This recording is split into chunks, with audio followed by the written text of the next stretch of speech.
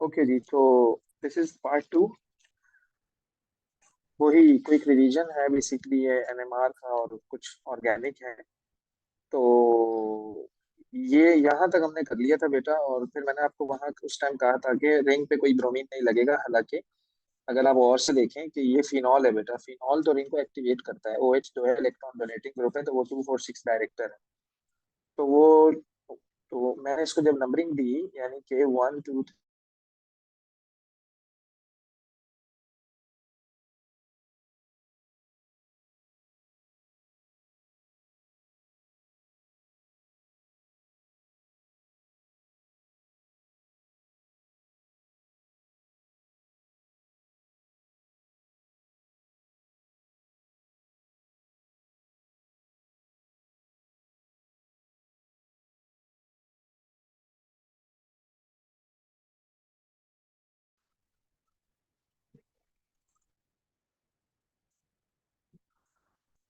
तो टोटल आपके जो ब्रोमीन लगे हैं बेटा, वो 4 ब्रोमीन लगे। डबल बॉन्ड लग गया ब्रोमीन आकर, एक यहाँ लग गया, और चूंकि यहाँ एच था, क्योंकि यहाँ एच था, जो एच निकलेगा वो इस बचे हुए Br से रिएक्शन कर लेगा, HBr बना लेगा। तो इसलिए हमने यहाँ पे 2Br2 लगा के इस इक्वेशन को बैलेंस कर दिया। ओके। फिर कह रहा है कैस्पस capsaicin is heated with an excess of hydrogen gas in the presence of platinum metal. The six-membered ring reacts in the same way as benzene. Under these conditions, draw the structure of the organic product formed. तो अब आपको बताना है कि क्या मिला आपको जब हमने इसका हाइड्रोजन से रिएक्शन करा in the presence of platinum metal. तो यार ये कह रहे हैं in the same way as the benzene under these condition. तो बेटा बेंजीन से सारे हाइड्रोजन खत्म हो जाते हैं ना, मतलब कि सारे डबल बॉन्ड खत्म हो जाते हैं, तो अब भी सबका सब खत्म हो जाएगा। थोड़ा क्लियर कर दूं मैं इसे, थोड़ा मैं क्लियर कर देता हूँ इसे। मैं दोबारा से स्ट्रक्चर को बना रहा हूँ बेटा, जरा देखिएगा। ये हमने क्या किया, रिंग बना रहे हैं हम दोबारा। क्या बना रहे हैं, रिंग बना रहे हैं हम इस तरह से, कुछ यूं करके। ओके। और यहाँ पर आपके पास एज इट इज ये लगा हुआ है। Okay. C double bond O है, ऐसे ही है। और कितने कार्बन है, 1 2 3 4 5 6 7, 8 कार्बन है आपके पास। 1 2 3 4 5 6 7 8। ओके। 1 2 3 4 5 6 7 8। और यहाँ पर आपके पास एक ब्रांच भी लगी है। बेटा आप देख रहे हैं मैंने क्या किया है, सब डबल बॉन्ड खत्म खत्म खत्म खत्म खत्म खत्म। हाइड्रोजन आ गया है, डबल बॉन्ड पे एडिशन हो गया। when capsaicin when capsaicin is treated with reagent J। J क्या है भाई, J क्या है भाई, J क्या है भाई, चलो आगे चलते।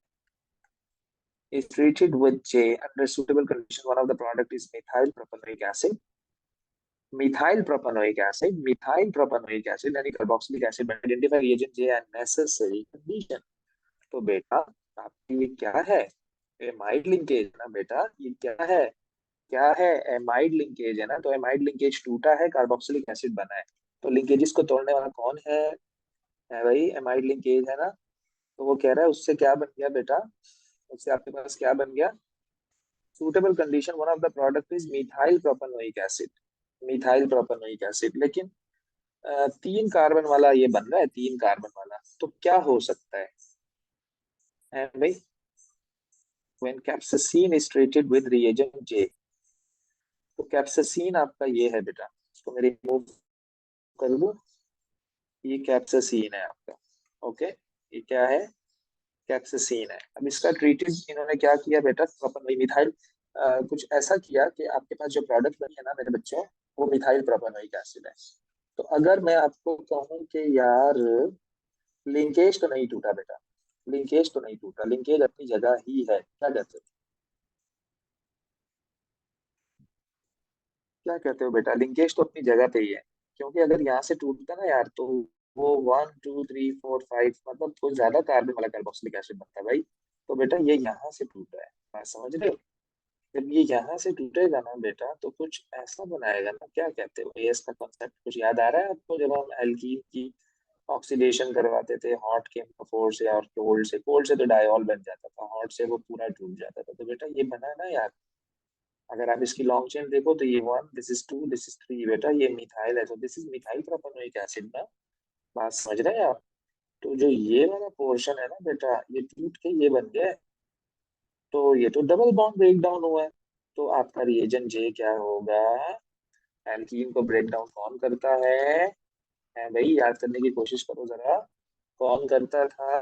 तो हम यहाँ लिखेंगे बेटा, हम यहाँ क्या लिखेंगे कि that is hot concentrated KMnO4, KMnO4, okay, acidified, okay. आइए जरा, there are three different peaks in the proton NMR spectrum of this methyl propanoic acid. Okay सही है, तीन पीक्स आ रही हैं। कह रहा है बताओ जरा कौन से ppm पर कौन सी पीक आएगी बेटा। तो मैं जरा दोबारा बना दूं स्ट्रक्चर इसका, ताकि हम इसको फर्दर इलैबोरेट कर सकें कि क्या चल रहा है। मेरे बच्चों, this is methyl propanoic acid. पहले मैं खुद इलैबोरेट कर दूं। बेटा इसका आपको नजर आएगा, बेटा इसका आपको नजर आएगा मल्टीप्लेट। अगर आप मुझसे पूछो, बल्कि इसका आपको नजर आएगा बेटा डबलेट। इसका आपको क्या नजर आएगा? Doublet, okay. अच्छा, इसका आपको नजर आएगा मल्टीप्लेट, क्योंकि इसके पड़ोस में एक ये हाइड्रोजन है, तीन ये हाइड्रोजन, छह हाइड्रोजन, ओके। और इसका भी आपको क्या नजर आएगा बेटा? डबलेट नजर आएगा। तो दो डबलेट है आपके पास। आ, एक और दफा मैं इसको चेक कर लेता हूँ। इस कार्बन का जो पड़ोस है, यानी ये जो हाइड्रोजन है, उसका आपको डबलेट नजर आ रहा है, ओके। अच्छा, ये दोनों इन्वायरमेंट सेम नहीं है? क्या मैं सही कह रहा हूँ? क्या मैं सही कह रहा हूँ? इसको थोड़ा सा और मैं अरेंज कर दूं स्ट्रक्चर को, ताकि बात और क्लियर हो जाए। क्या बेटा मैं इस स्ट्रक्चर को यूं बना सकता हूँ ताकि बात फर्दर क्लियर हो जाए? See this. हाँ तो ये तो मेरे भाई सेम इन्वायरमेंट है। तो एक, this is other environment, this is another environment. इसलिए तो वो कह रहा है तीन पीक नजर आ रही है, मतलब तीन इन्वायरमेंट है, ओके ओके। तो बेटा ये दोनों जो CH3 है, इनका आपको नजर आएगा डबलेट, इनके पड़ोस में एक हाइड्रोजन है ना। और इसका आपको नजर आएगा मल्टीप्लेट, और इसका आपको नजर आएगा द सिंगलेट। गुड हो गया जी, ओके हो गया। आइए जरा, इन्वायरमेंट CH3। तो बेटा आपको पता है 0.9 से 1.7 पर पीक आती है एल्केन की। स्प्लिटिंग पैटर्न इसका डबलेट है। इसकी बात करें, डबलेट है, ओके, डबलेट है इसका। एक्सप्लेनेशन, क्योंकि बेटा नेबरिंग में सिर्फ एक हाइड्रोजन है।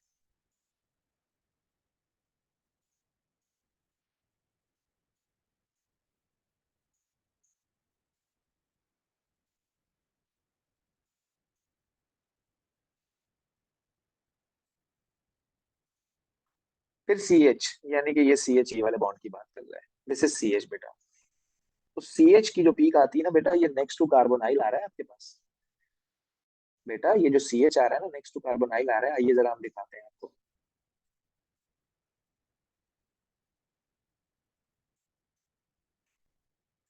बेटा कहाँ से आ रही है? 2.2 से 3.0 पे आ रही है, आप लोग देख सकते हैं बेटा। ये पीक नजर आ रही है आपको, 2.2 से थ्री थ्री थ्री थ्री तक, ओके।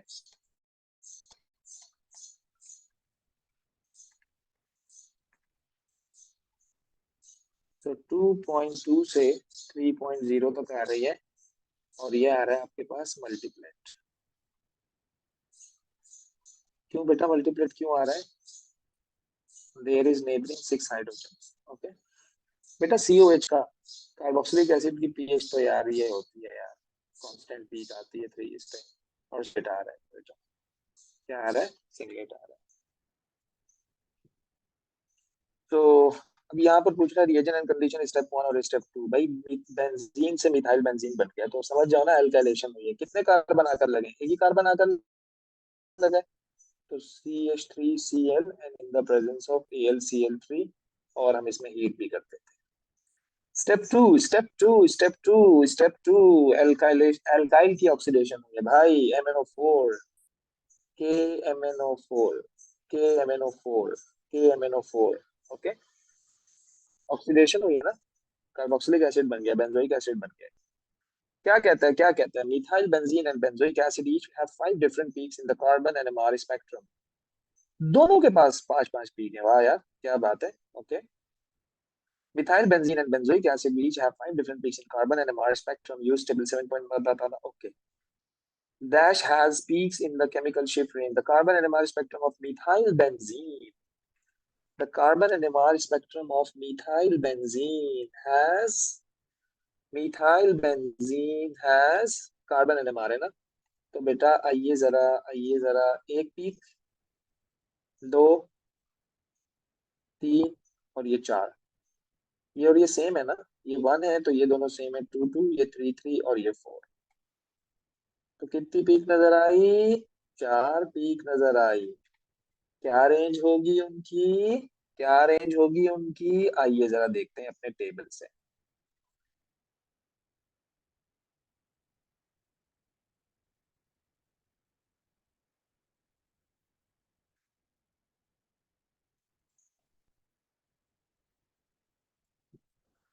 ये आ गया आपके पास टेबल, है भाई। तो मिथाइल बेंजीन ये था आपके पास, मैं आपको थोड़ा सा काम आसान करूँ आपका, मैं बेटा ये मिथाइल बेंजीन था आपके पास। तो ये हाइड्रोजन की जो अपना जो पीक आ रही है बेटा, अच्छा ये कार्बन 13 NMR का तो नहीं पूछ रहा है कहीं, हाँ कार्बन की बात हो रही है। ओके, तो कार्बन का टेबल में खोल लेता हूँ जरा, जस्ट 1 मिनट। ये है बेटा आपके पास कार्बन NMR स्पेक्ट्रम का डाटा शीट। ओके, सो मिथाइल बेंजीन आपके पास था मेरे बच्चों, तो उसकी जो रेंज आती है आपके पास, अल्लाह भला करे आपके, आप ये देख रहे हैं आप बेंजीन की रेंज, देख रहे हैं आप sp2 कार्बन, नीचे ये रहा, बात समझ रहे हैं, ये एल्कीन और एरीन। ओके, तो बेटा इसकी रेंज आपके पास आ रही है 110 से लेकर 160 तक।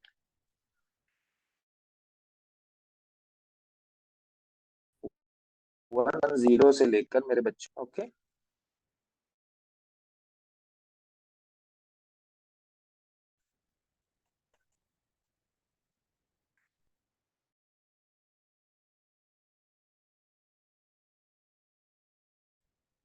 तो ये मैंने लिखा, dash has peak in the chemical shift, है भाई। अब इसमें कितने पीक्स है आपके पास, देख लेते हैं जरा, आइए जरा, क्या कहते हैं बेटा आप लोग। और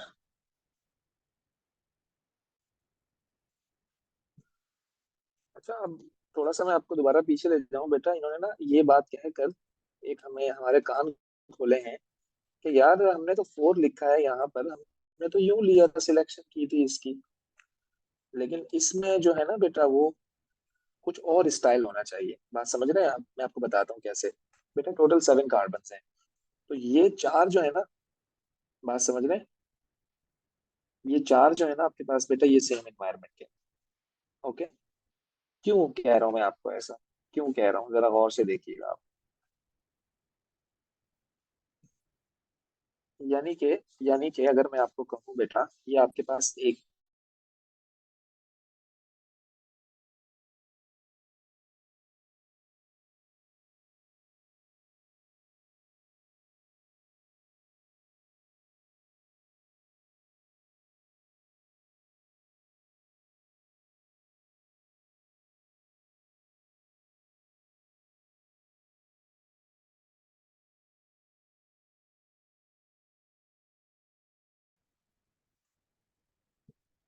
सही है, तो मैंने कैसे लिया है इसकी पीक को, मैं दोबारा बता दूं आपको।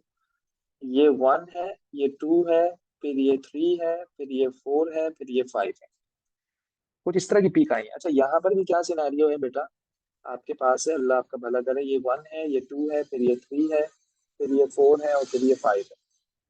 तो बेटा अगर मैं थोड़ी देर के लिए अगर मैं थोड़ी देर के लिए इनको हटा दूं, है ना बेटा, तो ये रिंग तो दोनों के लिए सेम है, तो दोनों के लिए सेम पीक आ रही है।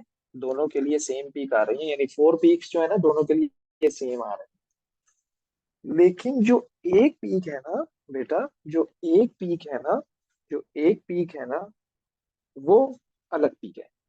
क्यों? क्यों बेटा क्यों? क्योंकि वो पीक आ रही है कार्बोक्सिलिक एसिड की वजह से, यानी carbon next to oxygen.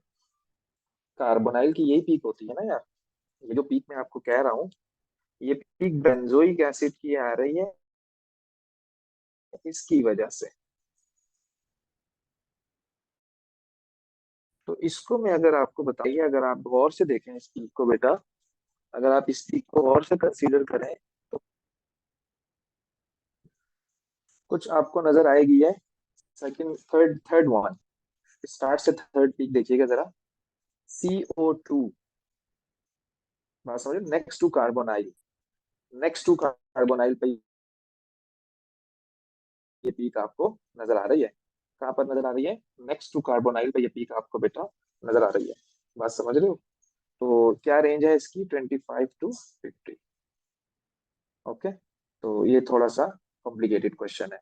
The carbon NMR spectrum of benzoic acid has the carbon NMR spectrum of benzoic acid has four peaks beta, four peaks, four peaks in the range of the same thing, in the range of the same thing, okay, in the range of the same thing, that is 110 and 160। और उसकी जो एक peak है, अच्छा carboxylic acid की जो peak आ रही है आपके पास, कार्बोक्सिलिक एसिड की जो पीक आ रही है आपके पास से, जरा नीचे देखिएगा बेटा, जरा नीचे देखिएगा, 160 से लेकर 150 185 वाली कार्बोक्साइल वाली पीक। कार्बोक्साइल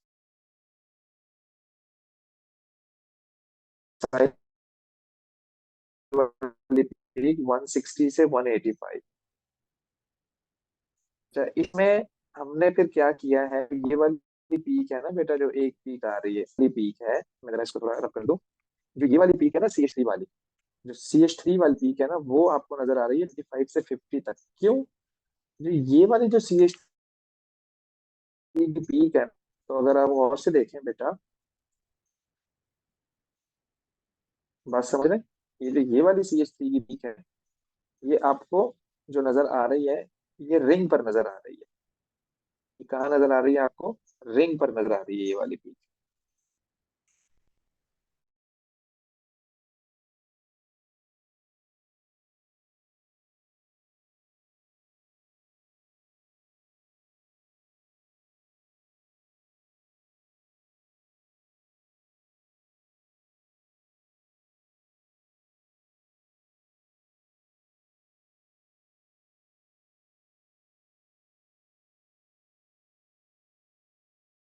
फिर कह रहा है, when treated with chlorine under suitable condition, methyl benzene forms compound J.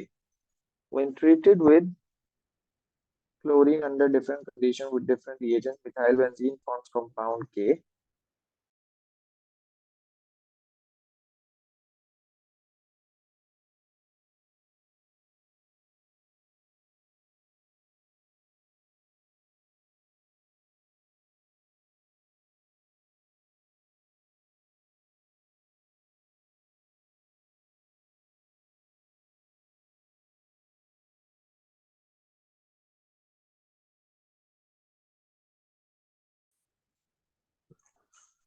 तो ये 2 4 6 डायरेक्टर है, तो क्लोरीन को ये अटैच करेगा कहाँ पर? 2 4 या 6 पोजीशन पर। तो मैं ना ये स्ट्रक्चर बनाया जब, ओके, तो ये 2 पे लगा दो क्लोरीन, दैट्स इट। ओके, 2 पे लगा दिया क्लोरीन। फिर वो क्या कह रहा है? फिर वो क्या कह रहा है कि in carboxyl the molecular formula of each compound is given, chlorine different condition different reagents, methyl benzene forms compound K। Okay, एक में है C7H7Cl, C7H7Cl। तो डिफरेंट कंडीशन क्या हो सकती है बेटा? एक दफा आपने रिंग पे लगा दिया, एक दफा आपने रिंग पे लगा दिया, एक दफा आपने यूवी लाइट की प्रेजेंस में रिएक्शन करवा दिया हो, तो एल्केन पे ही हो गई हो फ्री रेडिकल सब्स्टिट्यूशन रिएक्शन। अगर आपको याद हो, मैंने बेंजीन में ये रिएक्शन करवाया था आपको, फ्री रेडिकल सब्स्टिट्यूशन रिएक्शन से, है ना? बात समझ रहे हो? तो क्या रिएजेंट्स हैं, क्या कंडीशन है बेटा, क्या किया है आपने? क्या किया है आपने? तो आपने जो जे के लिए किया है ना, वो आपने AlCl3 की प्रेजेंस में किया है, Cl2 प्लस AlCl3। और आपने यहाँ क्या किया है, Cl2 लेकिन यूवी लाइट की प्रेजेंस में किया है, तभी ऐसा हो रहा है। When treated with a chlorine-containing reagent under suitable conditions, benzoic acid forms compound L. When treated with a different chlorine-containing reagent under different conditions, benzoic acid forms compound M. भाई वो कह रहा है कि when treated with a chlorine-containing reagent under suitable conditions, benzoic acid forms compound L. तो क्या कहता है, L को देख लेते हैं जरा भाई, अब वो क्या चाह रहा है भाई? Cl आगे लग गया है बेटा। तो ये जो बेंजोइक एसिड है, ये तो इलेक्ट्रॉन विथड्रॉइंग ग्रुप है, ये तो 3n5 डायरेक्टर्स होते हैं। तो अब जब क्लोरीन आकर लगेगा ना, 1 2 3, 1 2 3, तो बेटा यहाँ आकर लगेगा क्लोरीन मेरे बच्चों। ओके। और दूसरी कंडीशन क्या हो सकती है बेटा?